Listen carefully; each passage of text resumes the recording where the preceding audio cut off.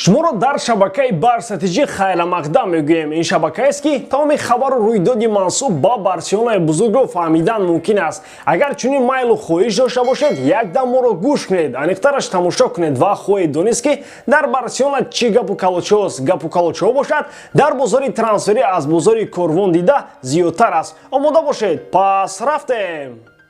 Дӯстон, чӣ хеле ки медонед, чемпионати Аврупо даври дуюми худро ба охир расонда ба даври ниҳоӣ мегузарад. Ин маънои онро дорад ки ҳар як бозӣ ба дараҷаи олӣ мегузарад. Махсусан Испания имшаб бояд ғалаба намояд ва бозингарони Барса низ дар ин тим кам нестанд. Барои бозан шавқовартар шудани ин бозиҳо дӯстони мо аз 1x коэффициентҳои баланд пешниҳод мекунанд. Инчунин ҳамаи обуначиёни моро ки то ҳол регистратсия накарданд, дар аввалин пардохт бо промокоди барсатиҷӣ то 1140 сомонӣ бонус интизор аст. маълумоти бештар дар КОМЕНТАРИЯ.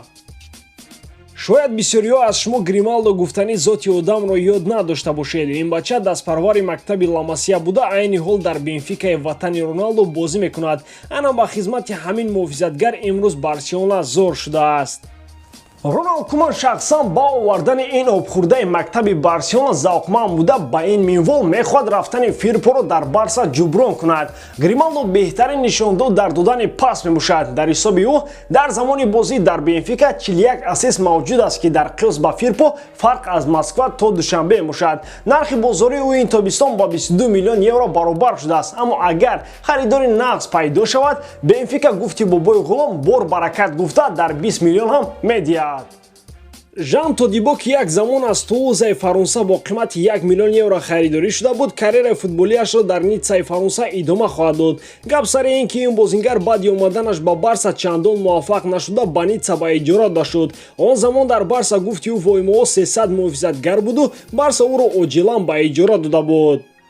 Намедонам ҳавои Фаронса ё тамошои манораи Эйфел ё Коко Шанел ё чизи дигар ба ӯ асар кард ки дар Тулуза ӯ бозии хуб нишон дод ва акнун дастаи фаронсавӣ муҳофизатгари Барсаро харидорӣ менамояд. Дар ҳоле ки як нимкола футболбоз нархи як киштии кайҳониро дорад, Тодибо чандон қимат намуда ҳамагӣ 8 миллион нарх дорад ва Тулуза бо истифода аз як банди шартнома ин тобистон ӯро ба тамом хариданест. Ман ростӣ нафаҳмидам. Барселона ку тамоми бозори дунёро тагу рӯ карда муҳофизатгар мекобад, муҳофизатгари тапатайёри худро ба Тулуза медиҳад. Шумо ягон чӣ фаҳмида бошед, маро ҳам фаҳмонед.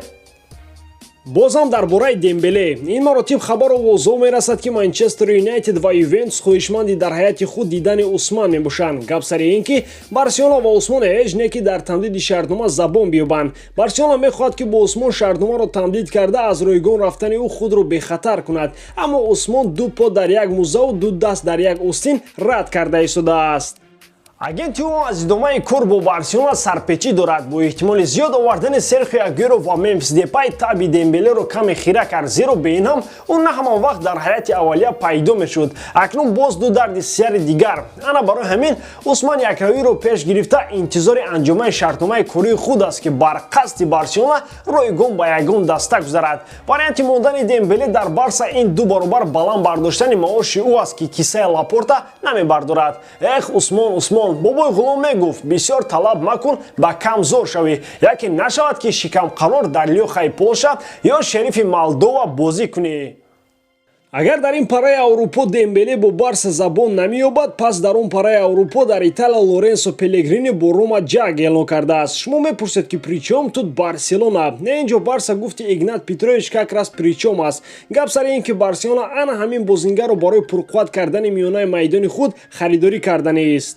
Аммо харидории ӯ ҳам кори осон нест. Рома барои ӯ 30 миллионак мепурсад ки барои Барселона дар ҳамин бепулӣ хеле гарон аст. Рома Пелегриниро ба тамдиди шартнома маҷбур дорад ва Барса аз ин вазъият истифода бурда ӯро аз дасти гургон кашида гирифтанист. Аммо агар дастаи Рими ба ӯ дар як мавсим 4 миллион евро диҳад, пас ӯ дар Италия хоҳад монд, яъне бозам пул. Бо ҷустуҷӯи бозингари хати миёнаи майдон шубҳаҳо ба рафтани Серхио Бускетс аз Барса зиёд мешаванд. Дар бораи Пьянич ҷои гап ҳам нест. Назарам рафтани ӯ кори вақт аст, аммо барои омадани Пелегрини бошад як олам вақти дигар дар кор. Капитани Реал Серхио Рамос рафту гуфт ки ӯро дар пироҳани Барселона касе нахоҳад дид. Дар охирин конфронси матбуотии худ муҳофизатгари акнун собиқи Реал гуфтааст ки ҳеҷ мумкин нест ки ӯ пироҳани Барсаро ба бар кунад. Ин чиз тамоман ношуданист.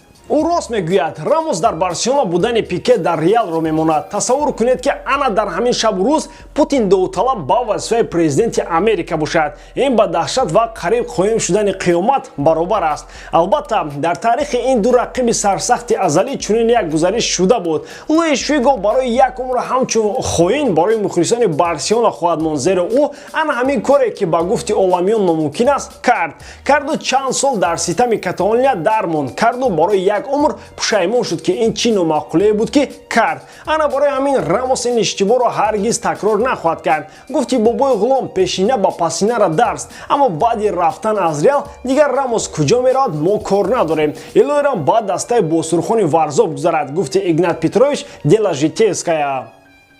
15 июни соли ҷорӣ Барселона пироҳани нави дастаро муаррифӣ кард. Дар ин маросим Пике, Гризман, Де Йонг ва ҳатто Фати буду, Месси не. Гап сари ин ки он замон Барселона ва Месси дар мавзӯи тамдиди шаҳрнома бо мувофиқа нарасида буданд ва Месси аз ширкат дар ин маросим худдорӣ кард. Бо гузашти чанд моҳ аз ин маросим Месси бо Барселона забон ёфтанд ва акнун бо боварӣ гуфта метавонем ки Месси ин пироҳани нави даставиро ба бар хоҳад кард. Чунончи дар нашрҳои пешин гуфтем, Месси бо Барселона барои 2 соли дигар шартномаи ҳамкорӣ баста сипас ба Амрико меравад то Барсаро намояндагӣ кунад ва сипас омада дар як курсии ғавси роҳбарии Барса хоҳад нишаст. Не ба ҳайси сармураббӣ. ҳанӯз вазифаи ояндаи Мессиро ҳатто худаш ҳам намедонад. муҳим ин аст ки ин вазифа дар сохтори клуб ҳаст. аммо то расидан ба ин рӯзҳо гуфти холаи назокат як ҷувол умри дигар даркод. бо умеди расидан ба ҳамин рӯз ва рӯзҳои хуши дигар дар ҳамин ҷо шуморо тарк мекунем, вале агар андешаҳои худро ин ҷо нависед, нур болои нур, нанависед ҳам як лайк